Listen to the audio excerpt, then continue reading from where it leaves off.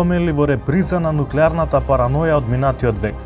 Европа во 2023 година вложи речиси половина милиарда за обнова и изградба на засолништа, но може ли Балканот да биде мирен со стотиците илјади подземни засолништа и бункери изградени во пикот на стравот од студената војна? Ова засолниште е едно од над 1000 кои биле изградени во време на Југославија за го заштитат македонското население. Иако засолништата имаат капацитет за да примат повеќе од 175.000 граѓани, повеќето од нив се запуштени или предадени на приватни лица и компании како складишен простор по распадот на Југославија.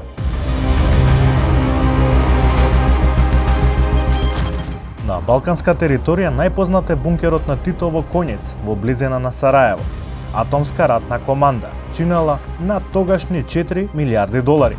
Објектот бил изграден во страв од можен нуклеарен напад, каде би се сместил политичкиот и воен врв на Југославија. Денес објектот е отворен за туристи и уметнички изложби и го користи армијата на Босна и Херцеговина. Албанија во ерата на Енвер Хоџа беше најизолираната држава во светот, со изградени 100.000 бункери од каде би се водела герилска војна во случај на инвазија од запад или исток. Денес најпознатиот бункер во Тирана е претворен во уметничка галерија. Системот за цивилна одбрана во кој не се инвестираше во последните 30 години, сега добива нов ветер во грб и промена на владините приоритети.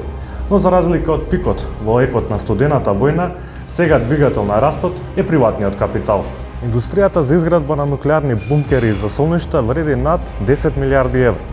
Милиардерите инвестираа стотици милиони евра во приватни засолништа, а во Русија се продаваат мобилни засолништа кои штитат од радијација. Сепак, управувањето со стравот, додека се продлабочуваат глобалните кризи, ќе стане уште поважно од обновата на старите засолништа.